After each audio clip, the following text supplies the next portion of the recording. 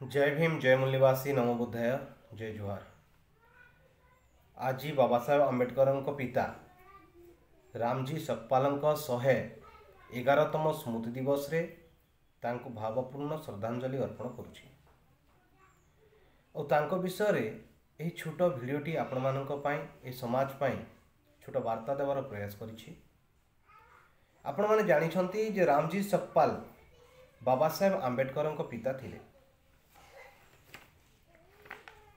रामजी सकपाल पिता मालोजी राव जी ब्रिटिश सेना रे चाकरी करुथिले, जने सैनिक थिले। सेना रे चाकरी करुथिबा कारणरू से सामरिक विद्यालय रे पढ़िबार सुजोग पाइले एवं रामानंद संप्रदाय रे निजको दीक्षित कले, जहार फलस्वरूप तांको परिवार रे शुद्ध चिंताधारा और शुद्ध आचरण गुरुत्वपूर्ण भूमिका थिला। मालोजी रावंकर 4टी संतान थिले, 3 पुओ गोटे झियो। 2 पुओंक परे एक झियो मीराबाईंकर जन्म होइथिला। तेणु प्राय 1848 मसीह रामजी सकपाल जन्म होइथिला। से तांकर चतुर्थ व शेष संतान थिले। मालोजी रावंकर प्रथम पुओ घरू बाहरी संत हो गले। अन्य जड़े पुओ ब्रिटिश सेना रे चाकरी कले और तृतीय पुओ रामजी सामरिक विद्यालय रे अध्ययन कले एवं परे साधारण परीक्षा रे उत्तीर्ण हेले।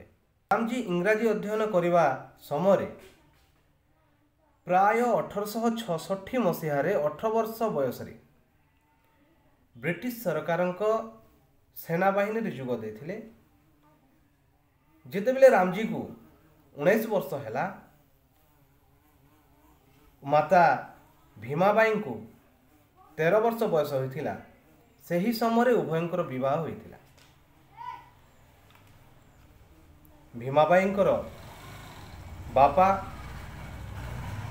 मुरबाड़ रे रहुथिले। से मध्य ब्रिटिश सेना रे चाकरी करुथिले। रामजी संत कबीरंक अनुगामी थिले। से संत कबीरंक दोहा, ज्ञानेश्वर, नामदेव, चोकबा एकनाथ, तुकाराम इत्यादि साधु मानकर लेखा पठन करुथिले।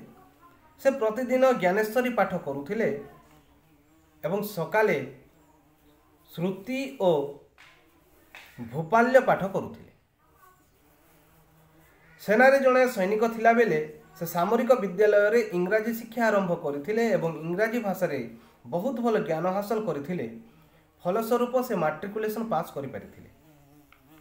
मैट्रिक परीक्षा रे उत्तीर्ण हेबा परे तांको कॉन्स्टेबल चाकरी रे पदोन्नति करागला बा भर्ती करागला एवं साइनिंग स्कूल रे शिक्षक पदवी को उन्नीत होइथिले। उन्नत शिक्षा तालीम पाई पुणे साइनिंग स्कूल को रामजी को भर्ती करा जायथिला। जणे शिक्षक भाव में तालीम नेबा परे तांको ब्रिटिश रॉयल मिलिटारी स्कूल रे हेडमास्टर दायित्व दिया जायथिला, जेउठारे से 14 वर्ष चाकरी करथिले। प्रिंसिपाल भाव में तांकर कार्यकाल शेष हेबा परे तांको सुबेदार पद रे मध्य पदोन्नति करा जायथिला। 1891 सुधा रामजी और भीमाबाईंकर 14 संतान जन्म होइथिले।